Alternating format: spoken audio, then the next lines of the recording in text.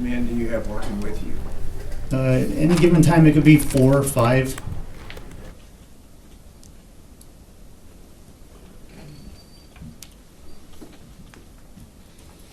And I'll direct your attention then, if we could, go to May 24, 2022. You recall that day? Yes, sir. Were you on duty that day? I was off duty. And around 11:30, what were you doing? I had just finished up a run. I was on the way to the gym in my patrol unit. They let us take it off duty. What do you mean by I just finished up a run? I just ran. I was on the way to the gym. It was my day off. But I had my patrol unit. They let us take it to the gym. They don't pay you to work out, but they let you do it on your time off. So on your time off, you were doing running? I mean, just jogging? Is that I had done a couple miles and I was on the way to the gym. to do weights? Yes. Okay. And did something keep you from getting to the gym? I got a text message. There's a group message with it's the sheriff, the chief, the deputies, and that's when I heard about an active shooter at, well, they said a school. I didn't know what school yet. So I turned around. You heard active shooter and you turned around? Yes, sir. Where did you point your vehicle? I was going westbound on 57 towards La Pryor. I turned eastbound, headed towards Batesville to take 117 towards Uvalde. So the active shooter, you knew it was in Uvalde? Yes, sir. And is that your jurisdiction? No. Is it your county? No. And yet you went? Yes. And how long did it take you to get there?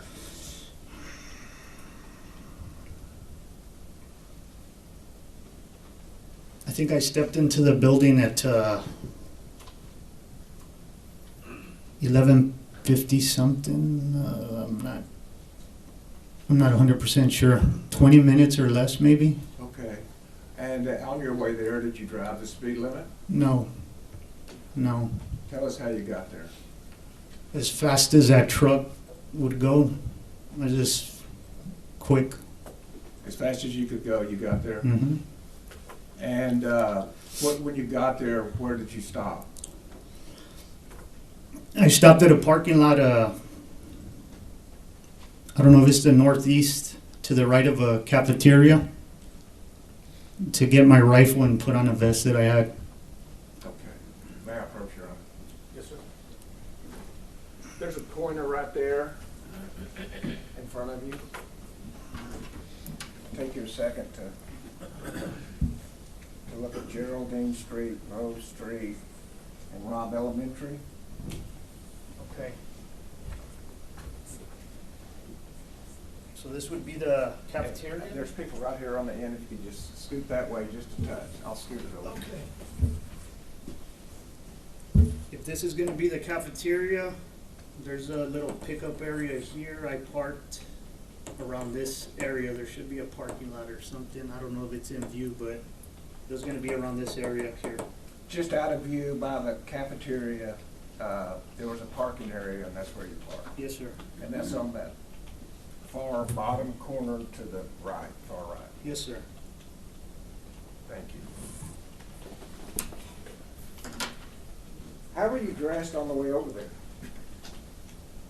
I had I'm sorry. I was wearing shorts and a t-shirt and running shoes. Okay. And so is that the same way you were dressed by the time you got there? Yes. Minus I put on a vest that I had on the seat. So when you got there, you put on a vest. Tell us about the vest. It's just bulletproof. I'm not sure if it's what the rating is, but it's all I had, so I just put it on. It's a black vest. Yes, sir. It said sheriff on it. So you don't know if it was rated for guns or for handguns or for... Not at the time, no. That's what you had, so that's what you put on. Yes, sir. Did you have anything else with you?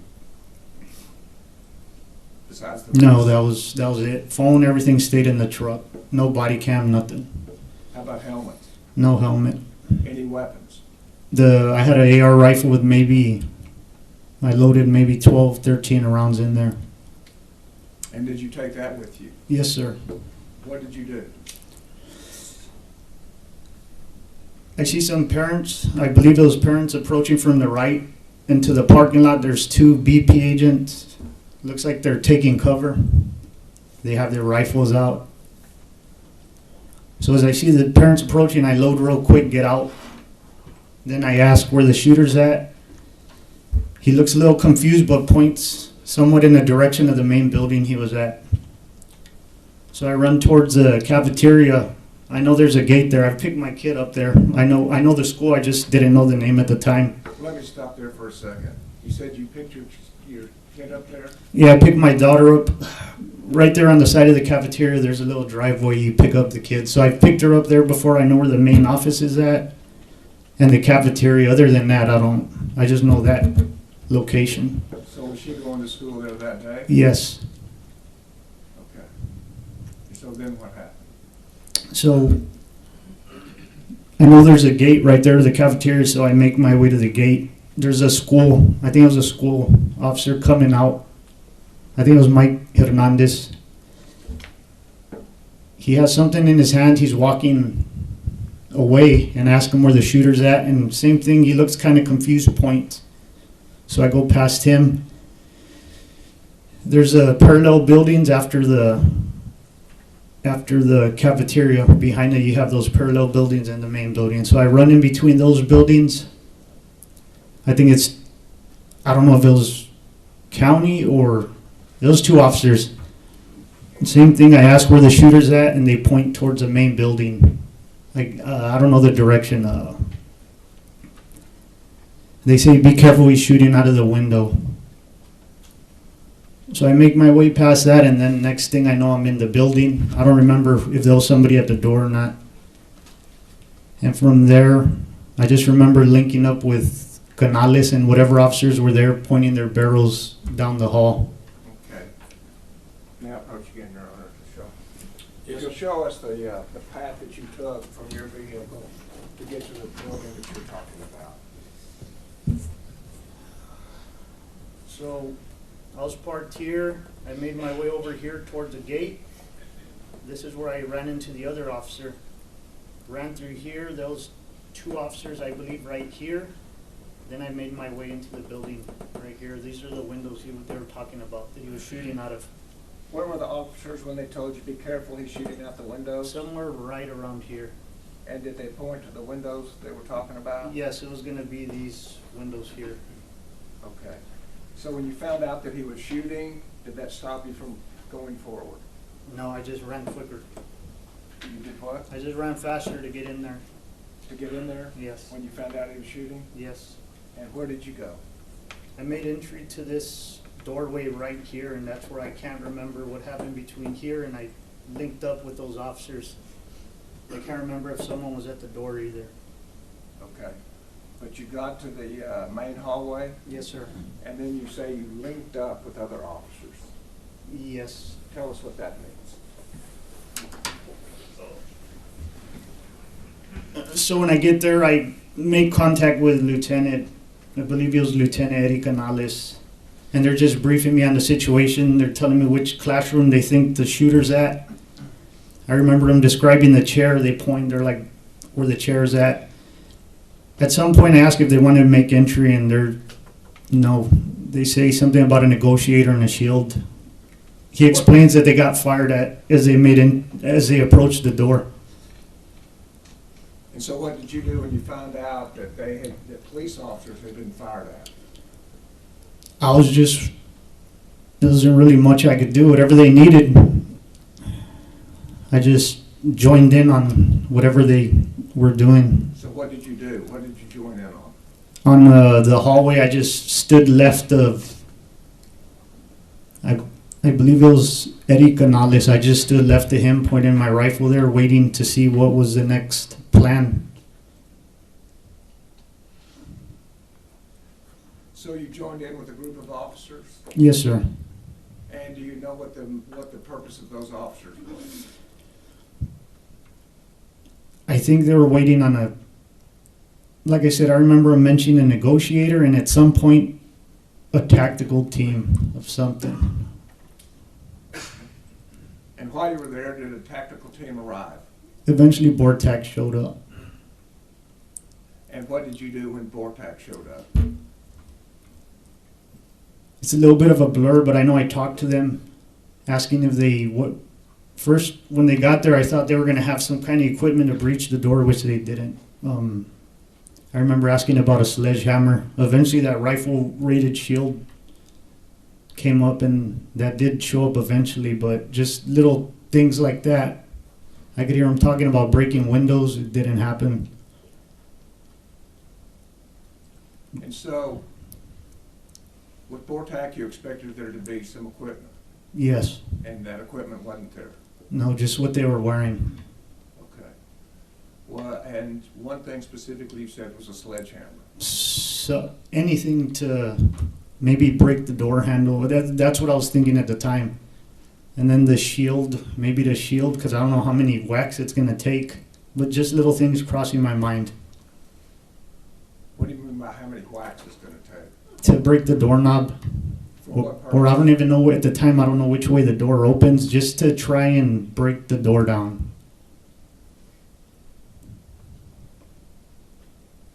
And how long did you wait there?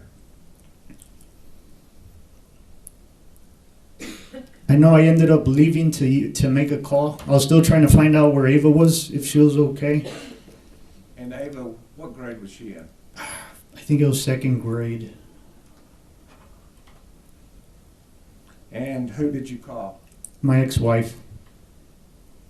And did you get her? Not that time. On the way to the school, I had made contact, but she didn't know anything where she was at. She might have been at the school at that time, or by the time I got there. So you didn't know the condition or situation that your daughter may be in? No.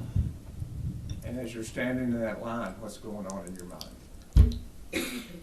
I don't know if she's in there.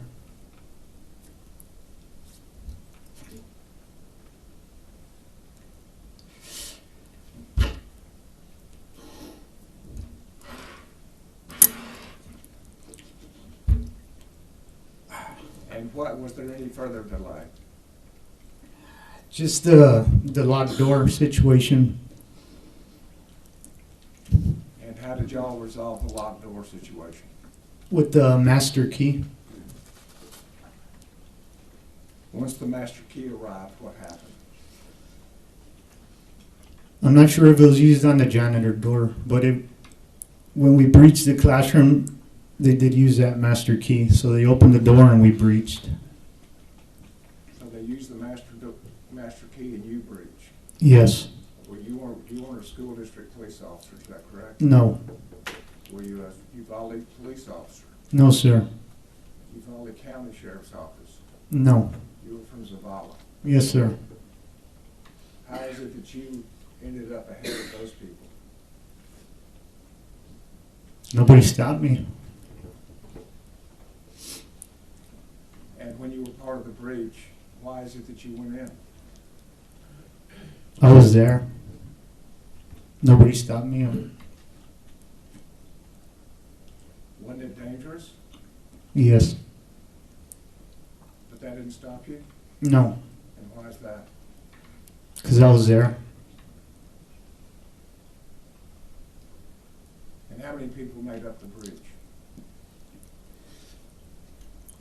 It was 4 or 5 that I remember, but the line could have been bigger because there was officers on both sides of the hall. But as far as I remember, it was 4 or 5 of us that were going in first. And what agencies were they with? It was me with BORTAC, and then I'm not sure if the PD was behind me. Across from me, there was a sheriff's office for Uvalde County, and then maybe some PD guys with him. Everybody was there.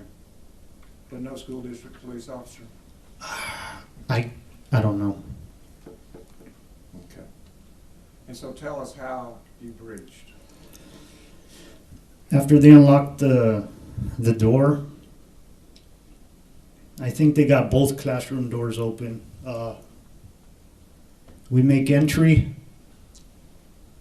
It's dark, can't see anything. As soon as I make entry, I realize I don't have a flashlight, I can't even see. So I look to my right and there's a pile of the bodies.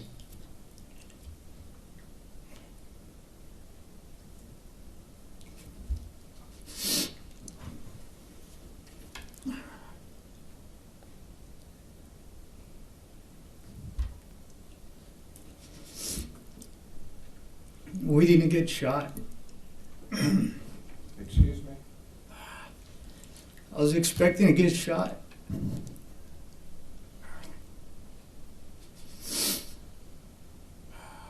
You didn't know where the shooter was? No, I thought he was going to be to the right as soon as we made entry. You thought he was going to be where the bodies were? Yes.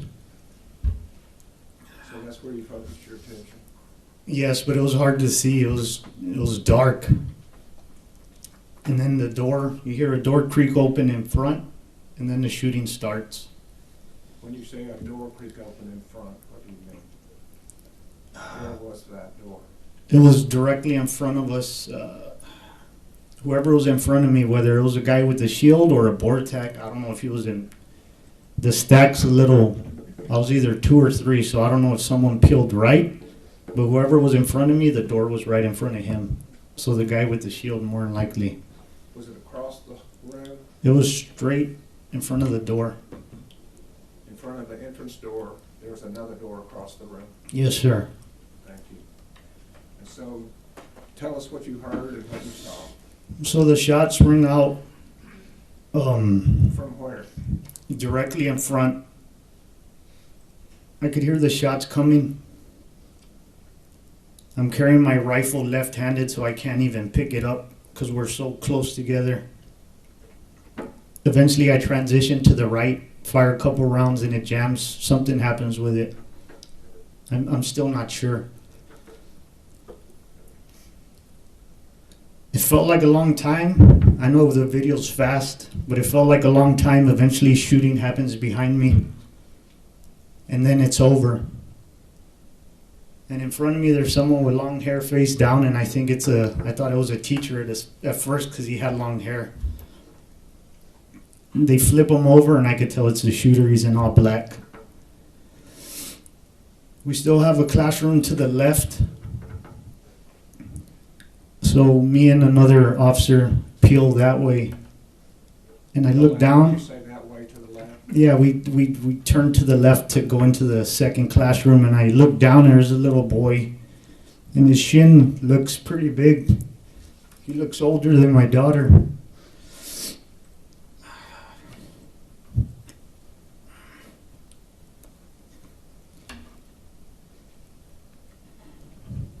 So I think maybe she's not in here.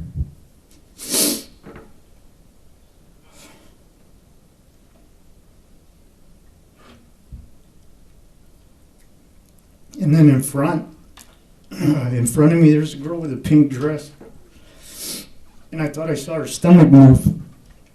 Like she took a breath and held it, I'm not sure. And I asked the guy to my left, did you see her breathe? But at this time, it makes sense now. I'm not getting responses, but I have a gas mask on. I don't know if he answered me or not. But right after seeing hers, when all the chaos in there started, the desks being pushed everywhere, screaming, I got out of there at that point. Once they flooded the classroom, I left to look for my daughter. I didn't want to look in there, see her in there. So you took care of the shooter, and then you went to look for your daughter? Yes, sir. Mr. Turner, microphone. I'm sorry, I moved away from the microphone. And where did you look for your daughter? From where I parked to the east of that towards Highway 83, there was a little field there. Somewhere along the way I got info that there was kids there, like a staging area, so I made it there, looked for Ava, she wasn't there. The superintendent, Dr. Harold, was there. There was a teacher there, a teacher aide, and I asked for Ava, and she said, she's at the Civic Center. So I felt a little relieved, and I asked her, you saw her get on the bus? And she says, no, and it makes me mad.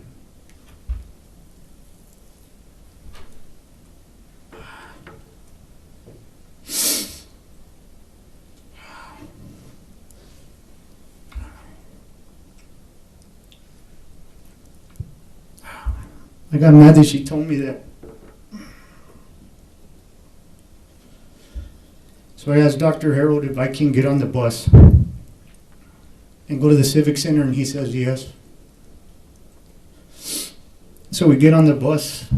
We're near Highway 83, and on the way they say there's kids at a car wash. So I tell the bus driver to stop there. I don't know if she was already going to stop, but I tell her stop at the bus at the car wash on 83. Before we get there, more radio transmission comes out that they ran across the street. And sure enough, they're not there. So I asked the bus driver to turn around, and she's taking too long. So I have her open the doors, and I get off on the highway, and I run to the house. And you see the kids there. To your house? I ran to the house where the kids ended up. Yeah, I get off on the highway, and I run, get to the kids. Look through them, Ava's not there. They're in somebody's front yard. There's a lady at the door. I asked to use her phone. Same thing, no answer. So I don't know where Ava's at. The bus ends up getting there. We get on the bus, go to the Civic Center, get off, walk in there, and the kids are in rows, almost like a formation. And I don't see her at first. It feels everything leaves my body. And then out of nowhere, she like appears, and I hug her. We go towards a back wall. And then a teacher, but I don't know if it was a teacher, but she kicks me out of there because I have a rifle. So I leave my daughter with a relative there. He was looking for his kid. I asked him to give me a ride back to Robb because I fired my weapon. Pretty sure I had. So I knew I had to go figure out what they wanted to do with me. So I went back to the school. I met with a ranger, and he took my weapon later on that day. Because it potentially had evidence of, since you had fired shots. Yes, sir. Is that standard procedure when there's a police shooting? Yes. So that's nothing unusual about No, they that. take your weapon. Very good. Thank you. Yes, sir. You're a sergeant still? I'm with the investigators now. So you're investigator, not sergeant? Yeah, no, not sergeant, just You want investigator. me to call you investigator Vasquez or Mr. Vasquez? Or? It doesn't matter, however, whatever's easier. Well, my name's Nico, and you can call me Nico. Yes, sir. I didn't want to cut you off. A lot of that you were saying was not relevant to Adrian, right, or this trial, but Okay. I think we're all just wanted to hear from you, and we're grateful that your daughter's okay, and thank you for your service. But have you testified before in your duties as a police officer? Not to this magnitude, but In trial you have? yes, sir. Have you been cross-examined by a defense attorney? Yes. Maybe, okay. Well, there's no gotcha. You're not the opponent here. We're just going to ask questions. I'm going to ask for your information and what you knew or didn't know, and really talk about some of your experience, okay? Okay. If you don't understand my question, you stop me. Say, Nico, can you repeat that? Or I don't understand what you're saying, and I'll do that. Yes, sir. So it sounds like, may I call you Joe? Yes, sir. Okay, thanks, Joe. It sounds like that you were kind of operating in two functions. You were operating as a law enforcement officer, but also as a daddy. Whatever I was needed. I know, but you don't divorce yourself from being a daddy, right? No. I mean, you weren't just going to any school, you were going to the school. I mean, in all of us as parents, there's a lot of schools that we care about, but then there's the school that we care about where our children go. Mm-hmm. Is that a fair statement? Yes. Okay. And no trick questions, just No, tell I me if you understand. understand me if I'm, so you were driving, at some point you realized it was Robb Elementary, Yes, sir. and then you knew that your daughter went to school there. I didn't know at first, so I have the kids and the ex on a group, and I know two of my kids were going to Morales Junior High, one was going to high school. Ava, I didn't know what school she went to. They said Robb when I was on the way. Got it. Okay. But at some point you realized that was the school that your daughter goes to. Yes. Because you've actually, like you testified to this jury, you've picked her up from there before? Yes. Okay. And so you get there and you testified that it took you 20 minutes or less to get there? Believe so, about. And you said that you stepped in the building at 11:50 something, right? So, yeah, I'd have to look at the video. I believe it was something like. If I represented to you that it's 11:56:28, does that sound about right? Sounds about right. 11:50 something? And you said that you threw on your vest, but you weren't aware of its rating. Yes. Is it a vest that you wear on a regular basis? No, Okay. that's not a duty vest. Okay. Where did you get that vest from? It's from the sheriff's office. So is it kind of a vest that you grabbed and maybe that's why you didn't know what was it rated for? It's more of like a tactical style vest, something you wear over, not part of a uniform. And for the jury's sake, for tactical, you mean people can put extra magazines in there, you can put a flashlight, a knife, something like that? Yes, sir. It's not necessarily for protection? No. Right. Okay, so then it looks like you showed up the jury on this, that you parked where the drop-off is, and looks like you entered the east side of the building. Yes, sir. You know now that there's a north side, there's a west side where this animal entered the building, right, this shooter? Yes, sir. And then there's the south side, and then you entered the east side, correct? Yes, sir.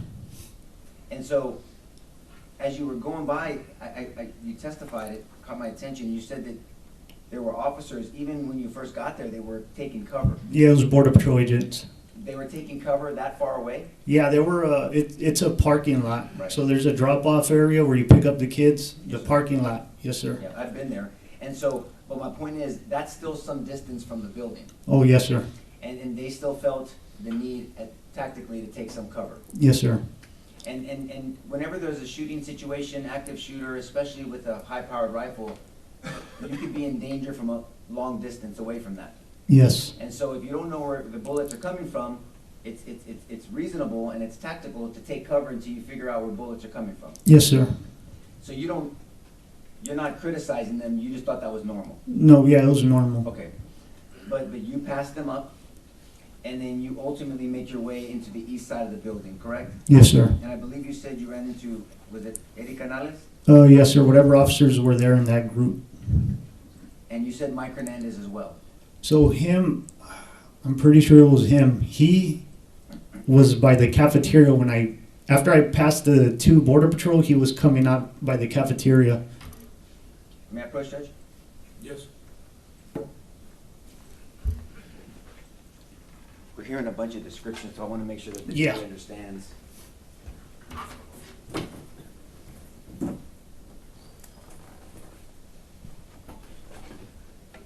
You understand what this is? Yes, I'm sir. talking about? Can you show us what we're again, so for clarity? So this is the pickup area. I parked here.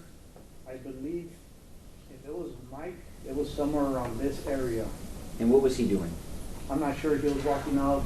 I don't know if he had keys in his hand or something. He was doing something. I don't know what, but he was walking. the So you're opposite. walking this way and he's walking opposite? Yes, sir. Okay. And then, and Mike Hernandez, he works Just for what? here, could you move? I don't think these folks can see, maybe just. Oh, I'm sorry. Sorry about that.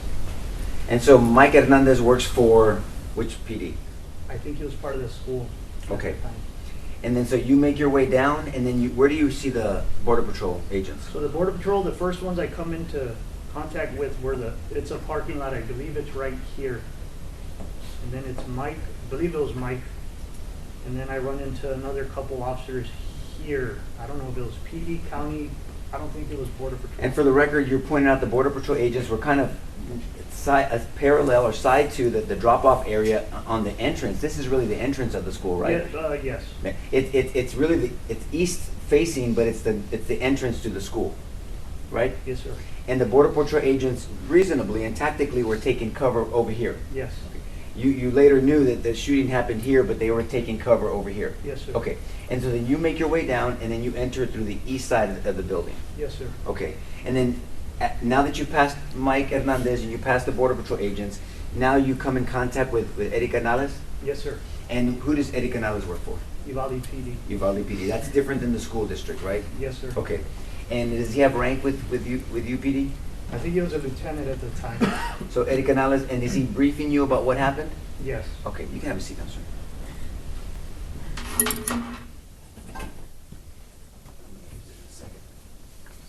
And so,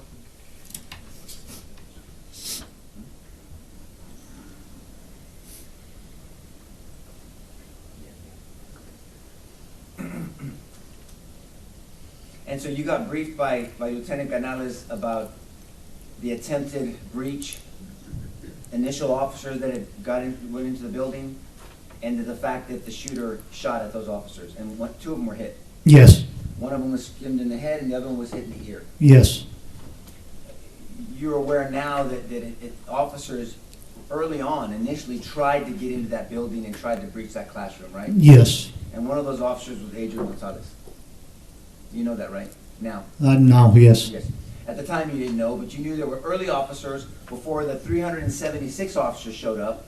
There were early officers, 5 to be specific, that tried to breach. They went into the building, and 2 of them were hit. yes, Do you know now that they came in from different angles? Some of them came from the south, Adrian and another officer, and others came from the north side. yes, And tactically, that's not wise, but you had no choice, right? yeah, So may I stand up, Judge? Yes. So if you and I are in this hallway and you're standing over there, Joe, and I'm here with weapon, and we're both going to a danger, what could potentially happen between you and I? crossfire. Explain to the jury what crossfire is. Crossfire is pretty much as he explained it. I'm not gonna want my partner on the other side of wherever I'm shooting. You gotta keep in mind the backdrop, right? Make sure nobody's on the other side of the bad guy, pretty much. Stay out of the path of fire. But you later found out that those initial 5 officers, they didn't even think of their own safety. They went in and they subjected themselves not only to this shooter, but to crossfire. Correct? Yes, It's called friendly fire or blue on blue fire. Right? yes, Okay. And that happened, and so that might not have been explained to you at that moment, but you were prepared to help out in any way possible. yes, sir. And by the time you showed up at 11:56:28 roughly, there were numerous officers there. Yes, I'm not sure of the number, but those officers. Did you later find out that there were 376 total officers there? Yes, And so then you offer your help to Lieutenant Gonzales to go in, correct? well, not me by myself, but I did mention making entry. So you suggested, are we going to try to make entry? Yes, But not by yourself. no, not by myself. Why? You need a team, and there was enough of us there to form one. So, 'cause I don't know if that's been explained to the jury, so explain, why do you need a team to breach a door? Of course, they teach if you're by yourself, you go by yourself, but if there's enough for a team, you're gonna form a team. The first guy, the second guy might get hit, second or third, the rest can return fire and take out the shooter. And there's a difference in breaching a door. There's a difference between an inward breach door, inward swinging door, and an outward swinging door, correct? Yes, And we're gonna talk about some techniques of breaching, but explain the difference between an inward swinging door and an outward swinging door and what the complications are. an inward door, you'd be able to probably kick open. It's easier to breach. Outward door with a steel frame, you're not gonna be able to kick it open. Usually those open towards hallways, corridors. Judge, may I stand up? Yes. So if we have an inward swinging door this way, if this is our room we're trying to breach, this is the hallway, and you agree that a doorway is a fatal funnel. Yes. We explained to the jury, they've heard it before, but from your perspective, what a fatal funnel is. Fatal funnel is this is where you're gonna die at the door. It's easy to, like right now, you can point where you came in through without even looking. That's the advantage this person has. They know where you're coming in, you don't know where they're at. And you're funneled in, and so it's a narrowing of an area that subjects the person coming through the fatal funnel to high vulnerability. Yes, And that's what you said, you're gonna die in a fatal funnel. yes, And so officers are taught to, at almost at all costs, to avoid a fatal funnel, yes, tactically. So an inward swinging door, you said you can either get a ramming device or you can kick open a door and then you can breach it. Correct? yes, And then actually the inward swinging door tactically is to your advantage because if there's someone back here, it's used as distraction or some type of distortion so you can tactically yes. react. But an outward swinging door is different. Mhm. So let's talk about that briefly. So Judge, may I use the witness for a demonstration? Yes, Joey, do you mind coming here, please? Do you mind if I use you in my demonstration? No problem. Okay. So what is it called stacking if we're gonna breach a door? Speak Stack. loud, please. So stacking's gonna be me and 2-3 officers. They're gonna line up behind me. That's a stack team Do you need a shield to have a stack, or can you do it without? without But a shield is better. shield's better. Okay.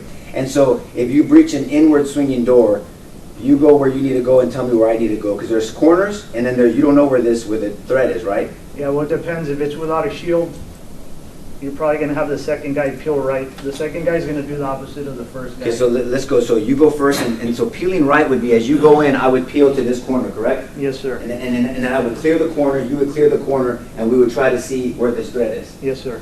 Okay, and so if you have, so one peels right, you would peel left, who would go for, who takes what role? So if, like I said, if it's somebody with a shield, you might stay behind the shield.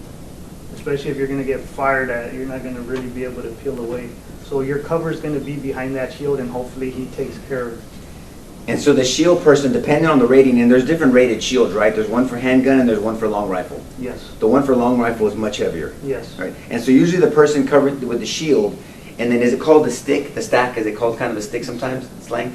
And so people are back here, the person with the shield, and the person holding the shield, that's their duty. They don't have a gun, they're holding that shield. Well, yeah, Typically. it depends on the training, but there's some Right. that he's gonna be in charge, he's gonna be point, and his weapon's gonna be out. Like if it's a haul, then the other guys will pop out, but it's different tactics. And so different people have different opinions about tactics, right? Yeah. Can we talk about an outward swinging door? Yes. Okay, can we use, Judge, may we use the jury room for a second? Just the door, we're not going in. yeah, I mean, they can see. Can you guys see? Okay, so this is an outward swinging door, right? Yes. And will you explain, if you can, I know that the jury's behind you, can you stand where I'm at so they can see you? Explain what the complications are to an outward swinging door in a breach. So the outward, like I said, this is something you're not gonna be able to kick in. If you don't have a pry tool or something, you're not gonna open that door. Okay, you mentioned something, so explain to the jury what tools are needed for an outward swinging breach. You said a pry tool? What else? What is that exactly? Why don't you explain what that is? So a pry tool is something you're gonna jam in there, usually like a Halligan, but you're gonna need a sledgehammer to wedge it in there and pry it open. So one step at a time. So a Halligan tool has two sides to it, right? One of them looks like a pick and the other one looks like a pointy thing. And so you get this Halligan, some people say hooligan, right? Yeah. A Halligan tool, you put it in there and you're gonna want a sledgehammer or some type of battering ram to jam it in. Yes, sir. Now the threat on the inside, as you're making all this noise, that someone on the inside, if they have bad intention, they can be shooting at you through that door. Yes, Or they can be attacking you, whether it's one or more attackers, correct? yes. Okay, so you need the Halligan tool and then you need a sledgehammer as well. Yes. Then what happens once you do that? Is somebody covering you? Is there a shield? Or there's people at the door trying to wait for? Yeah, you're gonna have some people lined up with you. Hopefully, they're gonna make entry once you pop the door open. Who's responsible for opening the door? Whoever has a Halligan tool, it could be the point guy. So I'm positioned here, you're positioned there. Hopefully there's a shield in front of me, but this person's vulnerable. Slam, slam, slam, break the lock, and then I pull and I open up this way, and then you guys Yes. breach. And then is it the same peel off right and left? Pretty much depending on the layout of the room. But now that shield has to be first. Yes. Thank you, sir. So is it fair to say there's much more complications to an outward swinging door? Yes, sir. Do you know, I think you mentioned that they did not have the tools needed? No. initially? Did you later find out that they were working on getting the tools? I remember somebody saying I have a sledgehammer in the bed of my truck, something like that, and they went to get one. I don't know. It might have been Vortec. I'm not sure. Do you know, and we're gonna talk about Vortec in a second, do you know if anyone had a reeded shield for a high-powered rifle?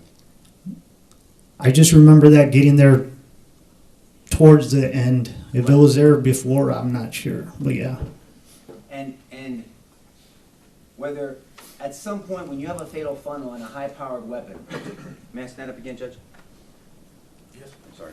I don't know if you want me to ask every time, but I will. Now, do this. If you want to approach the witness, you want to use the well, just do it. Thank you for that permission, Judge. in some scenarios, and a fatal funnel, the reason why it's so dangerous, if the threat has a lot of magazines and a high-powered weapon, it doesn't matter if there's 1,000 officers on that side, right? I mean, if you have enough rounds, they're just going to pick them off as they come in, correct? Yes. And that's why this equipment is so critical. That shield is really critical, because even if you have 1,000 officers that are willing to go in, I mean, they're all going to be picked off eventually if the attacker inside has enough firepower. Possibly. If you had a choice, have you ever been in a gunfight? Not before that. Okay. Well, thank you for subjecting yourself to that. If you had a choice, this is kind of like a blue gun. It's an orange gun, you know, for training. It's not real. If you had a choice to pick a handgun or an AR-15, which one would you choose? The rifle. Why would you choose the rifle over a handgun? It's more accurate, easy to shoot somebody. A pistol, any little deviation and it goes off feet. Right. And also you can shoot a target at a long distance with a rifle versus a handgun. Yes, sir. Now a handgun, you can shoot a certain amount of distance, right? Yes.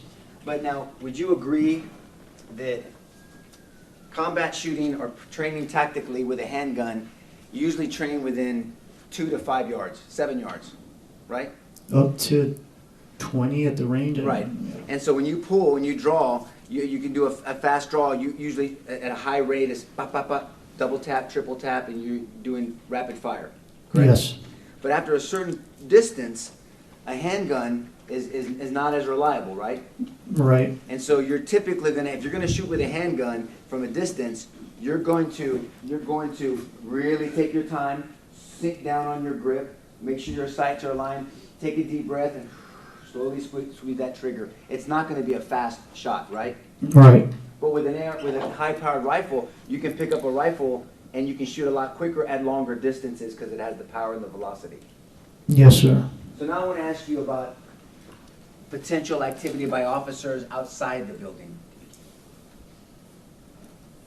So you now know where some of the early officers were in this incident? Yes.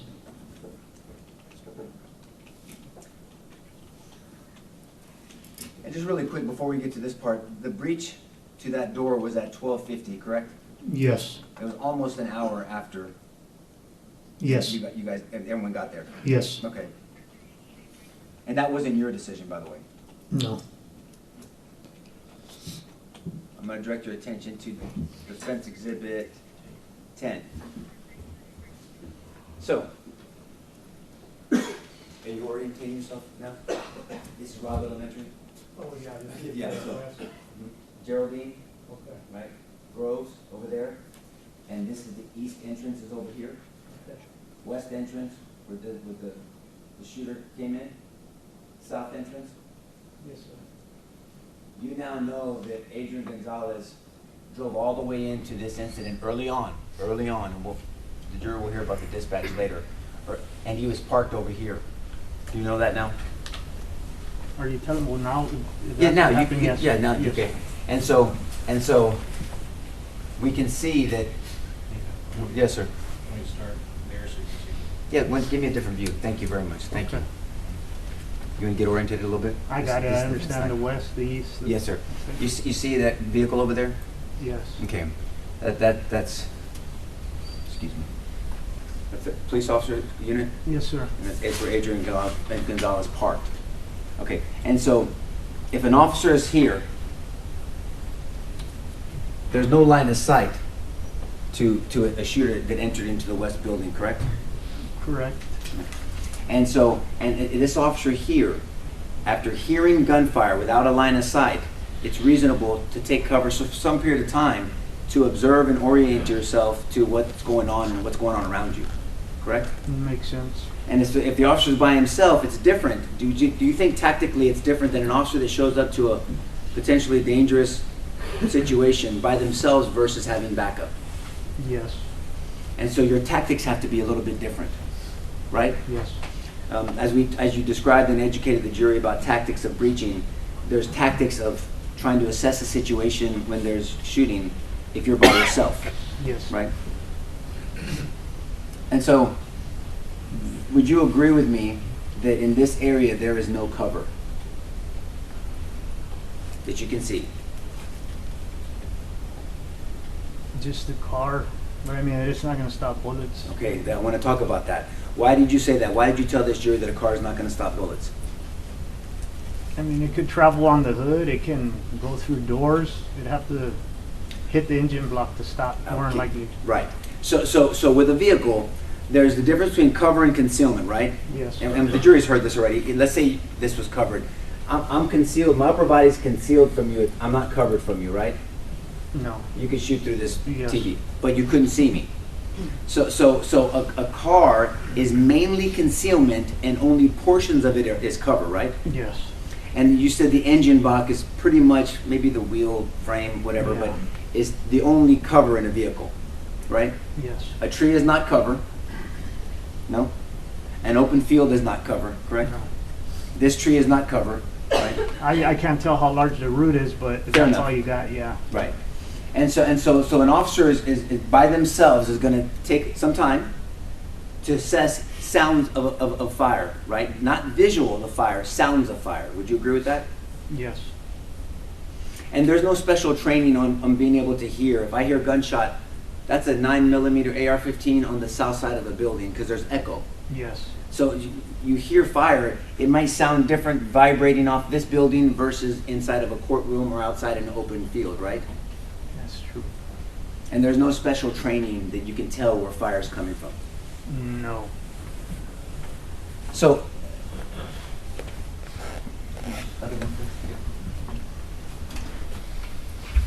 there it is. Now we're back to this one. So, we have an officer over here, and let's say for hypothetical, maybe you know now, there were 3 officers over here, right? Okay. And that these 3 officers arrived 25 seconds after Adrian to the scene. Would you agree that these 3 officers have a different line of sight to the west side of the building than Adrian over there in this southeast corner? Yes. Line of sight meaning that I can get a visual. Like I can see the people, the person at the back, even though I have my glasses on, the person at the back of the courtroom, I have line of sight to the gentleman at the back of the courtroom, right? Yes. These officers potentially, you may or may not have personal knowledge, have line of sight to the west side of the building, right? Yes.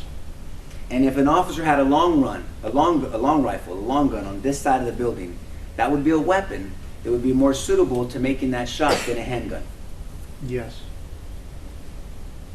And if those officers thought they were undertaking fire, then they know that there's a threat from this individual on the west side of the building. If they're taking fire? If they thought they were taking fire. Oh, yeah, then they, yes. Would it be reasonable for these officers to think they're taking fire even though there would be no evidence of them taking fire? Could it be reasonable? Maybe If they're hearing gunshots coming from directly in front of them? Yes, sir. Yes. I'd wonder if I'm getting shot at. Okay. What would verify that for you? If you're taking fire, you're wondering if you're being shot at, but then at some point, what would verify that to you? Someone with a gun? Maybe you'd hear or you'd see the Oh, bullets? yeah, if bullets are bouncing off the road or Right. either that or you see somebody with a gun, then you know. And are officers trained to ask for permission before they need to shoot? I don't know of any, no, I've never. So if one of these 3 officers says, I see him, can I shoot? He didn't have to ask to shoot. No, you don't ask for permission. Well, I don't know what the policies are with whoever that was. Let's just but- talk about the law. Yeah, There's a difference between law and policies, right? Yes, sir. Under Chapter 931 and 932 of the Penal Code, you have a right, every citizen, including officers, have a right to self-defense and defense of a third person, correct? Yes, sir. If somebody, and this applies to everyday citizens as well, if somebody is is carrying a weapon and they see someone being attacked with deadly force, I don't need to ask permission to use deadly force to stop the use of deadly force against that third person. No, you don't. And so if this officer felt they were being shot at, saw an individual with a weapon, and had the time to ask for permission to shoot, that officer didn't have to ask for permission to shoot. I don't, he didn't have to ask. And you wouldn't have asked for permission No. to shoot. and you know that because you have training and experience. If you felt you were being fired upon and you saw someone on the west side of a school building and you heard through dispatch that there was someone at the school with a gun, discharging the gun, and you heard those discharges thinking you were part of the subject, you would take that AR-15 and you would put rounds downfield, right? I wasn't there, but I have to believe I would. That's such an honest answer. Thank you for that. Only one other officer answered that way. Everybody else answered like if they knew they were going to do something. Thank you for saying it that way. You would like to believe that you would put rounds downfield to try to stop that attacker from going in that school. Yes, sir. But there's nothing legally that would have stopped one of these three officers from doing that, right? No. Let's say that they didn't shoot that officer. That officer did not discharge that weapon. And this, as we know, this animal made it into this door. Do you have any knowledge of school policies of whether that door should have been locked? So the chief Arredondo, the town that I live in, Batesville, it has a school district that's part of Uvalde, and Yes, sir. and we had done a walkthrough where he walked us through the campus and he showed us that the doors were locked. So I would have assumed that They should have been locked. they should have been And locked. so other officers would have assumed that as well, maybe? Yes. Right? Okay. But this door should have been locked. All school doors should be locked. Right? Yes. But if, for some reason, if these three officers saw this shooter get into this door, in your training experience, you would agree that those officers should have driven to that west side door and breached and gone into that door following this shooter, right? If they saw someone with a gun going in there, yes. Would it make any sense to you, practically, legally, tactically, why they would drive all the way around to this side of the building and enter the other way? Does that make any sense? No. So out of the four officers, the four first officers at the scene, between Adrian Gonzales over here, there's no evidence and he did not see this shooter, and these three officers, who had a better line of sight of this shooter? It would have been over here. Who had a better opportunity to stop this shooter? It would be the three on this side. If they actually saw the shooter, then it would be them. Who had the ability to stop this shooter? Whoever had a rifle. And someone on the southeast side of the building could not see when this person entered the building, correct? From where their vantage point was. Well, if they're if from over there, you wouldn't be able to see anything around that corner. Right. So out of these four officers, who would have known, from vantage points, who would have known when that shooter entered the building? From These that- three or Adrian? It would have to be those three. on It would that have side. to be these three, right? And so if it has to be these three, whose responsibility would, because they know, to chase this animal from going into this building? It would have to be whoever saw him on this. Whoever had visual of him. And can you think of any reason why they wouldn't run and chase into this west building? Can you think of any reason why they wouldn't do that? Tactically. I don't know. I don't either.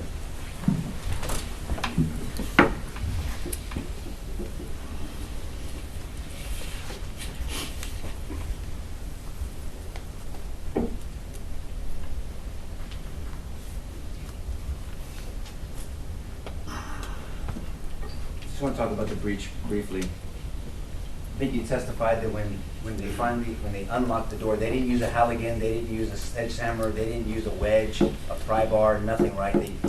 They got a key. Yes, sir. And do you know now that Adrian Gonzales is the one that found the key for them? No, I didn't know that. Okay, so they finally got the key, and then they open this door and they breach. And when you guys come in, the shield takes fire. Right? Yes. Because actually somebody in the back of the stick, the back of the stack, takes a graze to his head. Yeah. And then they return fire and they send that son of a bitch to hell, right? Yes, sir. That's a witness. May I interrupt? Yes, sir. I want to start with what you said about waiting for other officers to arrive versus going in by yourself. Yes, sir. What is your training if you're by yourself and you hear an active shooter? Stop the killing. If we're going by alert training, it's stop the killing. Do you wait for 3.5 minutes? No. What do you do when you hear the gunfire? Approach it, stop it. Approach the gunfire and stop the gunfire. Yes, sir. That's pretty standard police work. Is that correct? Yes, sir. Nothing new about that. No. And so if you just hear the gunfire but you can't see the gunfire, what do you do? Can you see that? Yeah, that's good. If you hear the gunfire but don't see the gunfire, what do you do? Try to assess situation, see if you're getting shot at, or if somebody else is getting shot at. And if there's shots and they're not at you, what do you do?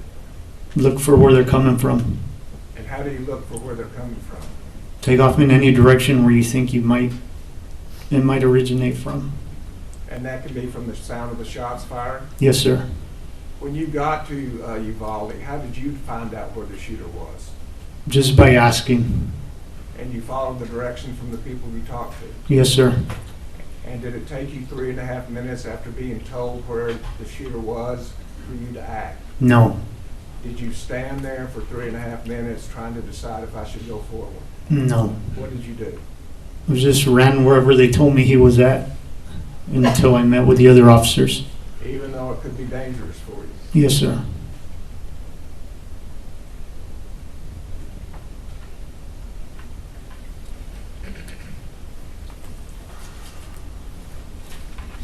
You also said that you walked with Chief Arredondo. I want to make sure we're clear on that. Chief Arredondo, the chief of the Uvalde Consolidated School District. Yes, sir. The chief of the school district where this happened. Yes, sir. And why were you with him? So the town I live at, that school is part of Uvalde School District. He was a fairly new chief at the time, and I'm not sure if we reached out to him, he reached out to us, but we were going to do a school walkthrough so the deputies could become familiar with that school. So we did a walkthrough. I'm not sure if it was a year before that, months, but it was shortly after he was hired, and that's where we went through and he checked all the doors. Not every single one, but every door he checked was locked. And what was his response to that? He was proud. He was the security for the school. Yes. And he was proud that his people did as he, the security chief, had said. Yes. And when you say you wanted to be familiar with the school, tell me about that. Well, I was familiar with the school. I grew up there. So unless they renovated, added an extra room, other than that, I knew the whole layout. But the other deputies, they needed to become familiar with it. So before something horrible happens in a school, the people that are going to be in charge of responding to it go familiarize themselves with the layout of the school. Yes, sir. Because that school don't have security. There's no campus police there, or wasn't at the time. But if there were campus police, you would expect them to get familiar with the school before something horrible happened. Yes. That's consistent with what police work is all about, right? Yes, sir. And did you know Adrian Gonzales? I don't know if he recognizes me, but I mean, I know that he worked at the PD, and I remember he worked at one of my kids' daycares. Okay. And did you see him in the hallway that day? No. I don't remember anybody on the other side. And if you hear gunfire and you're by yourself, what do you do? You have to, if there's active killing going on, of course, you're supposed to stop it. And so what does that mean? What do you do? Find the source and eliminate it. Is time of the essence? Yes. If you wait longer, what happens? Possibly death. More people die. And you're trained on that. Yes, sir. The time is of the essence. Yes, sir. Every second counts. Yes, sir.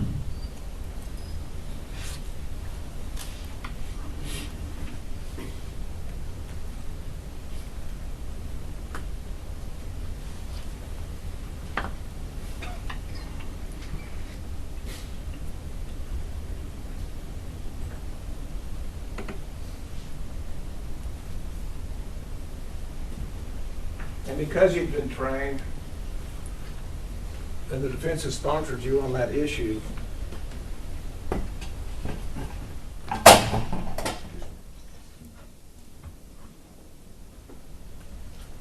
police officer in a vehicle here by this 1, 2, 3, 4, 5th building, in front of the 5th building, Okay. and you hear gunfire over here, and you're by yourself, what do? You have to head towards the gunfire. And so what direction would you take? The direction where I heard it. Would you show us with the...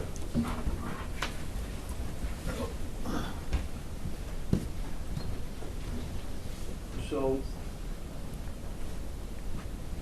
it depends where I would have heard it. If I heard it over here, I'd go over there. If I heard it on this side, I'd make my way this way. I just go towards where I hear the sounds. Would you go on the other side of your car? If I didn't know where the shots were coming from or if they were directed at me, the first thing I do is probably take cover to make sure I'm not being shot at. And then from there, if it's not at me, if it's somewhere else, then I'd approach that. And if you heard repeated fire? Yes, I'd be under the understanding that somebody else is being shot at. So it's time of the essence at that point. Yes, And then you move. yes, sir.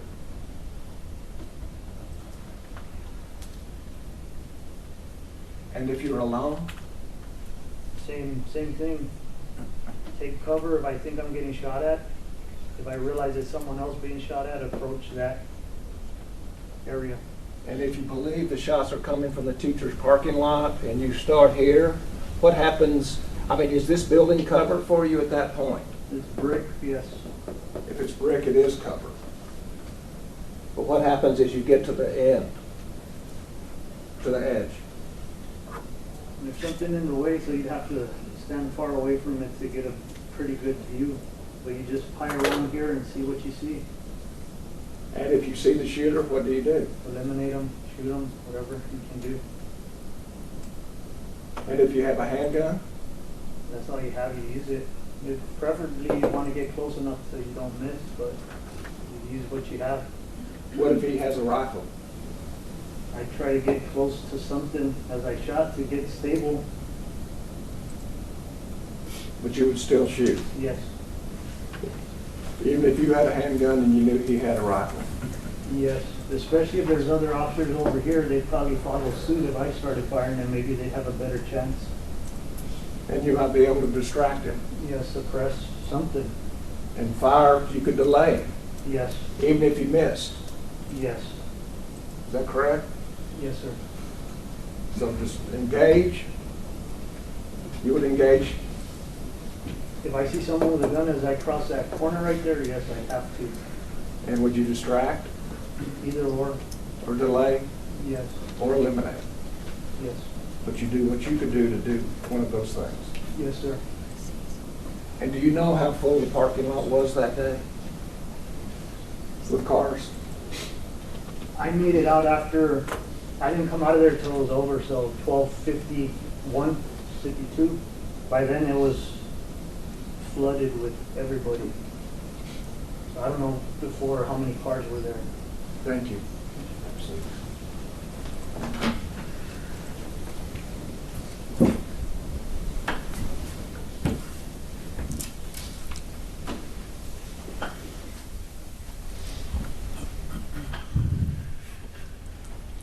That's what. By the time you got there, you were being briefed by people. Yes, sir. So by the time you got there, you were taking instruction by fellow officers that you trusted. Yes, sir. And they had been there longer than you, so you knew the circumstances, you already been heard, you had heard some of them. So you taking direction from officers that have already been at the scene and are briefing you because they've been dealing with it for a while is different than you arriving at a scene with a potential witness. Would you agree with that? Yes, sir. So the first officer that showed up, if there's a witness there with him on the southeast side of the corner, and that witness could be hysterical, you don't just take directions from a potentially hysterical witness, do you? Well, I mean, if they say they point somewhere, I'm gonna look and see if what they're saying is making sense. Well, it's okay, see, you said some things that make sense to me now. You're gonna look, you're gonna observe, you're gonna orient, and then you're gonna confirm whether it makes sense or not. Yes. What you're not gonna do is show up to a situation, you hear gunfire, you think you're being shot yourself, and then you deal with somebody who's a witness saying, over there, no reasonable officer is just gonna start running over there, in this area that you don't see the threat, right? Yes. I mean, yes, you wouldn't do that right away. No, I wouldn't. I'd try to figure out where it's coming from and then head that way. That's right, and so when you say try to figure out, that takes a little bit of time to try to figure things out, right? Yes. It took 376 officers over an hour to figure things out, right? Objection outside the record, Your Honor. Well, no, I asked him about it earlier, Judge. Overruled, you can answer if you know. It took 376 officers over an hour to figure things out, right? Yes, sir. But the government was asking you about 3 minutes with Adrian by himself? Yes, sir. So we talk about it takes time to assess the situation. That's observe and orient, and then you decide, and then you act, right? That's what your training is. Yes. But it's so much harder when you're not seeing a threat, when you're hearing the threat, right? Yes. And you testified earlier, there's no special training. All these wonderful officers here, they don't have special training on hearing a gunfire and then knowing exactly where it's at, correct? Not that I know of. Neither me as well. And so now I want to direct your attention to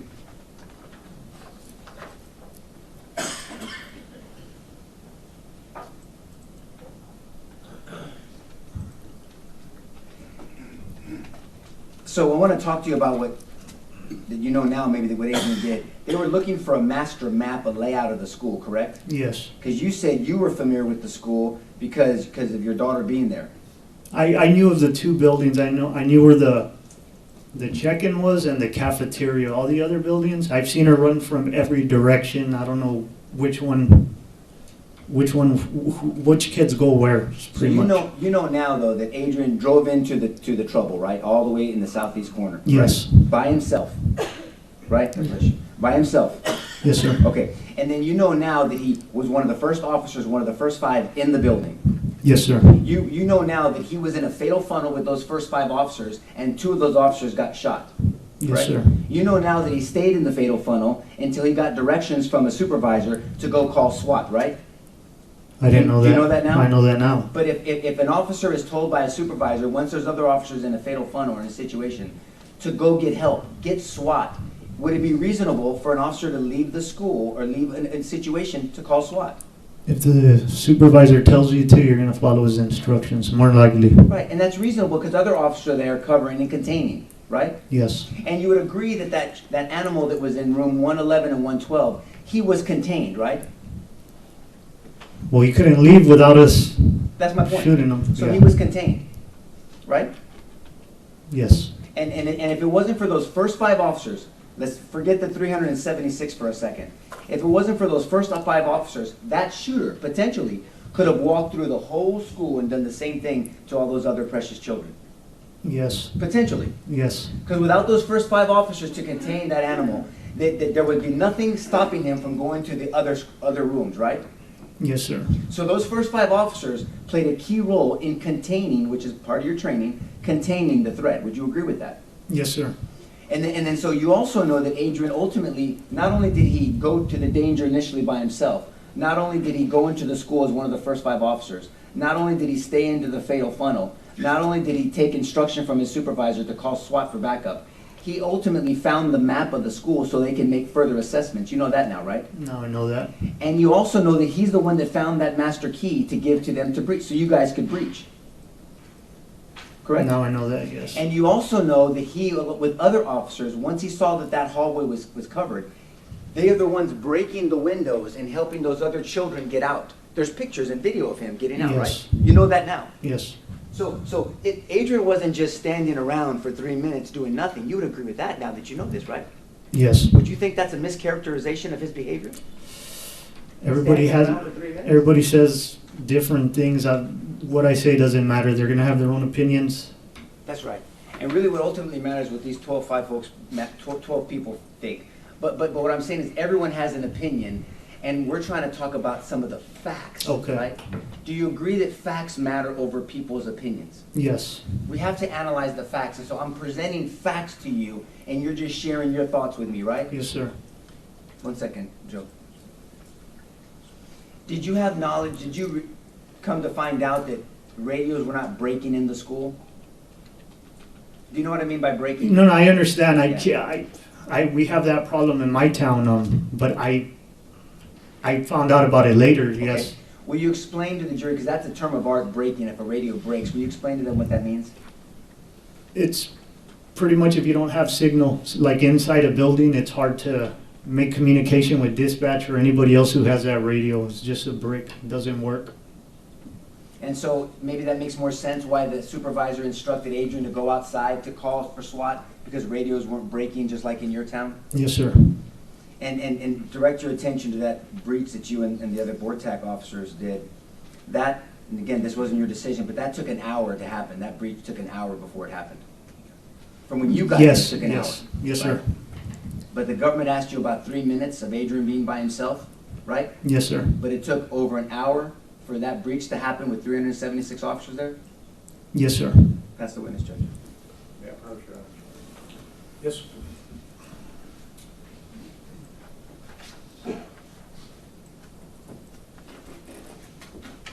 Officer, if we could, once again, we have a police officer in a vehicle at this spot, correct? Yes, sir. And he hears shots fired in this area, correct? Yes, sir. And there's a witness there, I believe, has been the representations, correct? Yes, sir. When the officer hears the shots fired and a witness gives you information, what do you do? I'll follow up on the information. For what purpose? If there's shooting going on, to stop it. To stop it, eliminate the shooter. Yes, sir. Don't you go get a map?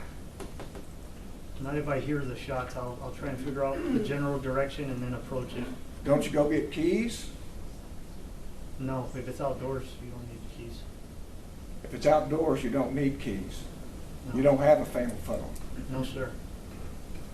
You don't need a map. You don't need to go get keys. Do you need to stop and evacuate people? No.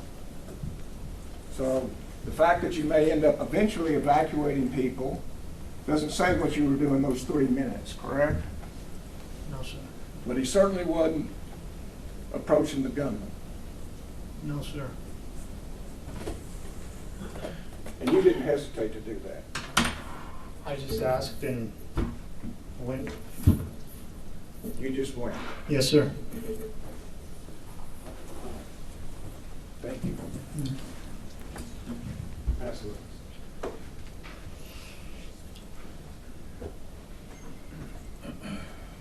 You asked about there's no fatal funnel outside, right? Yes, sir. You ever heard of a fatal field? I made it up. So a fatal field, yeah, don't worry, it wasn't a trick question. So if I'm in a field, an open field with no cover, a handgun versus an AR-15, Yeah, it's bad. yeah, it's bad, right? And so you don't just run without any, you said follow up on information. And follow up on information means assess and figure out, right? Yes, sir. And listen and observe. Again, in that scenario, there's still been no line of sight. A shooter is not in your view, in Adrian's view, right? Yes, sir. No, sir. I mean, and then we can see the distances. These are long distances, right? Yes. And so you talked about taking that corner, and it's called cutting or slicing the pie. The jury's heard about that. Yes, sir. But you also acknowledged that AC unit with that fence changes the tactics on that corner, right? Yes. First of all, we know now, and they're not even contesting this, Adrian does not see this shooter, correct? Right? Yes. And Adrian can't tell if it's on the west side or the north side. He just hears shooting, right? Yes, sir. So whether he should run east or west, maybe getting instruction from a person that's frantic and stressed out, right? Yes. And stress, as we've heard other witnesses, but you know through your training and experience, can do interesting things to your sight, your perception, and your hearing, right? Yes. You've heard of tunnel vision. Yes. You've heard of auditory exclusion. Yep. You've heard of perception distortion, correct? Yes. Perception distortion means that what really happened is distorted by stress, so your perception becomes your reality and you think that that's what really happened. Yes, sir. And that can happen. And that's why you're trained that if somebody is excited, understandably, by the way, nobody is criticizing this young lady at this point, but that you're not going to just do whatever they say immediately. You have to wait, assess, follow up on the information, meaning it takes a little bit of time. Yes, sir. Especially if you don't have line of sight of the shooter, right? Yes. If you have line of sight of a shooter, like those 3 officers in the corner, you don't have to, your assessment's gonna be a lot quicker. Yes. Right? So the 3 officers in the corner, if they were getting information from a very understandably excited witness, but they can assess that words that they're getting because they have a visual, because they're following up and they're observing and orientating themselves to the circumstance because they can see what's going on, right? Yes, sir. Very different, right? And so those officers had a line of sight, one of them asked for permission to shoot and had the ability to shoot and stop, right? Objection repetitive, Your Honor. I'm going to sustain that objection. But what we know for sure is nobody from that corner followed the shooter into the west building. No, sir.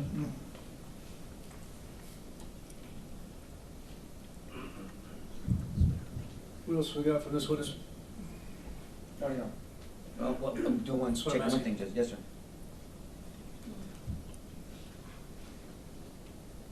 Do you know now, but by the time that Adrian radioed in potential position of the shooter, he was already in the building? Yes. Pass the witness, Judge. Okay, recall either side. No, Your Honor. No, Judge. Okay, sir, you are excused with our thanks. I'm going to tell you the rule's been invoked. You know what that is. Yes, sir. Just try to avoid talking about the case until you know the case is over with. Yes, sir. It's your today. Thank you very much. You know who went into the fatal funnel? My Ma'am? sister went into Yeah. the fatal funnel. Ma'am, Did she need a key? Why do you need a key? ma'am, go ahead and have a Wasn't it seat. locked? Y'all are saying that she didn't lock her door. She went into the fatal funnel. She did it! Not you, bastard! Okay, ladies and gentlemen, I'm going to ask you to disregard the outburst. I forewarn these folks, if they do that, there's not going to be any warnings. They're going to be removed for the rest of the trial. That's unfortunate, very unfortunate. So thank you very much. We'll see you back here at 1:30, and remember my instructions, 1:30.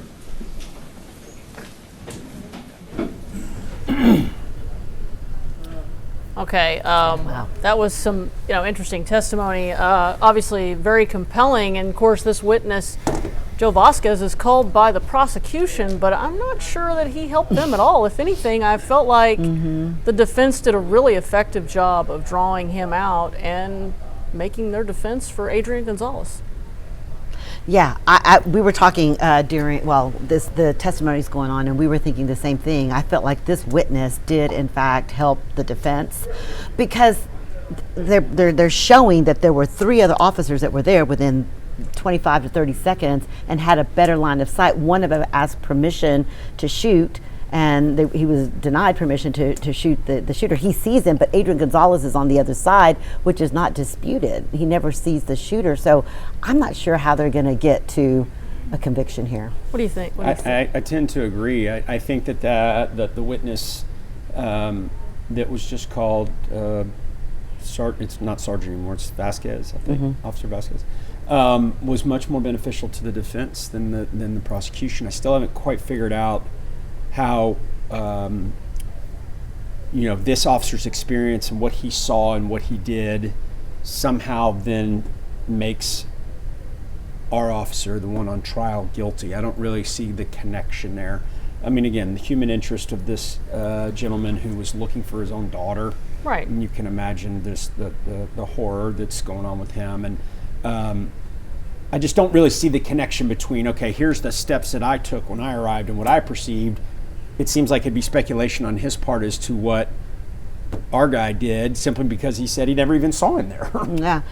So how can he kind of speculate? Right, he says, do you know that by the time that Adrian Gonzales knew the position of the shooter, that he was already in the building? Right. Yes. Right. It's like, I'm not sure how it's, and he's arriving more than 20 minutes after this has all started and acknowledging that, these other officers had better line of sight, and one of them had an AR and could have taken the shot. I want this case to go to verdict. Any further outburst will just echo the attempt for another motion for mistrial. So please think about that. We're trying to get this case to the jury, and these are not helping. And soon enough, if it continues, I will have no choice but to grant a mistrial. So please think about that. All right, we're in recess, 1:30. Well, that was very interesting. Yeah, I was in the courtroom when the judge at the very beginning, and you guys probably heard it, but he's very no nonsense. He actually also said it during jury selection that you've got to keep decorum, you've got to be able to keep your emotions out of this, but he was talking to all sides. And he told them early on, the families and everybody, it's going to be emotional, but if you any outburst, I will permanently remove you from this courtroom and you will not be allowed to see the rest of the trial. So, yeah, which I'm assuming he just did to whoever that was screaming. I'm assuming, because where the yelling is coming from, that's where the family's sitting. What What did you make of that, Todd? I was a little bit taken back by it because I'm not really sure what Mr. Vasquez said on the stand that would have been so upsetting and revolting to the families. It seems like he did everything that he knew how to do. He was going to throw caution to the wind. I mean, he arrived at a later time. He's got his daughter to concern about. He gets on the bus. He rides all the way over to the community center. I mean, he's doing his job. So I'm not really sure why whatever family. I mean, listen, you can't really put an explanation or a definition on their grief and their, having to watch this all develop in front of them in the courtroom. But I didn't really understand the outburst, quite honestly.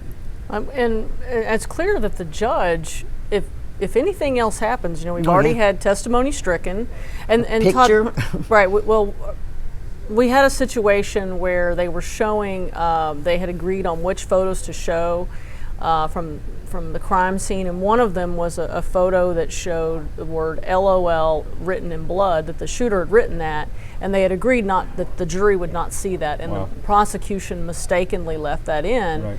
And so it's like, at what point does the totality of these things start to build up to where you end up calling a mistrial? Well, and again, the judge wants to keep this jury. He wants to keep this trial moving along. He wants to reach a conclusion. He knows that if he declares a mistrial, they start back from square one and try the case all over again. And you're talking about, millions of dollars of resources that certainly would go into any trial of this magnitude. And so he's going to do everything he can to preserve this jury and get them to a verdict absent something just outrageous happening for a mistrial. I think he's going to give stern warnings. I would imagine if somebody outbursts like that again, he may even hold them in contempt and take them into custody based upon the instructions that he's given. But I think everything in his fiber says we got to push forward and get through some of these issues and get to the heart of the matter because I don't want to lose this jury. Well, I asked the defense attorneys about that. Even when they asked for the mistrial, they said that they were more compelled to do so because of how the law is written, but that they really they liked this jury. They too want this to continue. They want it to go to the jury for a verdict. They said that their client, Adrian Gonzales, as well as the families, no one wants to go through this process again, including their client. Well, while we've heard a lot of emotional testimony this morning, right? Have you heard anything that would lean towards convicting Adrian Gonzales? I have not. I keep kind of waiting for that oh hell moment, right? Like, oh, now I get it. But I haven't heard anything. And again, it's I've been following the trial through you guys and reading everything, but until you listen word for word to the testimony and get immersed in it. It may have come at some other time. Maybe there's more testimony to come that's somehow going to tie Gonzales into this situation, but I certainly haven't heard it yet. How effective do you think it was that they said there were 5 officers, they went in, they took fire, they were in the fatal funnel. These other 376 officers it took them forever to determine what to do, yet these guys did run in toward where they thought the shooting was coming, and one of them was Adrian Gonzales. It feels like that's... what else are you expecting them to do? Yeah. Right. I mean, 2 of the guys with him get shot, and they have to retreat. I mean, I'm assuming they retreated when that happened, and he clearly was not equipped. Did we find out, did Gonzales have a long gun or a handgun? He had a He has a handgun. handgun. I thought so. Yeah. And that was one of the points that the defense lawyer was trying to make with the accuracy of the pistol and being able to return fire, as opposed to waiting for the tactical team to show up that has the ARs and much more equipment and are able to. I mean, look, when the other 376 officers arrived at various times, I still don't see how what Adrian did is criminal, yet these other officers all followed proper protocol. And there was still a delay to get into the school. So again, I'm not seeing it as of right now. And if you're trying to get a conviction in a case as historic as this, how important is it to tell a cogent story to this jury? I think it's extremely important, and even just sitting here listening to it from a chronological, organizational standpoint, I don't think they've made it very clear. You know, they maybe should have. I mean, maybe they do a massive timeline or something up there where you can write times and dates and places and all the different steps that were taken. But I just don't. I don't believe that they have established that for the jury as of yet. Well, and in order to overcome that burden, because they are the ones that have the burden to prove this case, and we've been sitting here listening to all the testimony, and so far it's very difficult to see how you get there. Yeah. At this point. And how this one officer is the only officer on trial right now. And I think that, again, during jury selection, a lot of the potential jurors had a problem with that. Why just this one guy? And then when the defense is showing you, well, there was all these other people that were there almost simultaneously as him, why is he the only one on trial? And I think they're going to continue to have that question in the jury room. Seems like he's being made, I don't want to say a scapegoat, but that somebody just made a comment online about that, and I tend to agree. I mean, I don't know why the responsibility is being placed at his feet versus anybody else or any, you know, I think it's a stretch at this stage. Well, it'll be very interesting to see where things go this afternoon. We are going to take a break to eat lunch ourselves, and we will be back around 1:15. If you guys have questions, put them in the chat, and we'll be happy to answer them, and we'll be very interested ourselves in seeing where the testimony goes this afternoon. Thank you for joining us.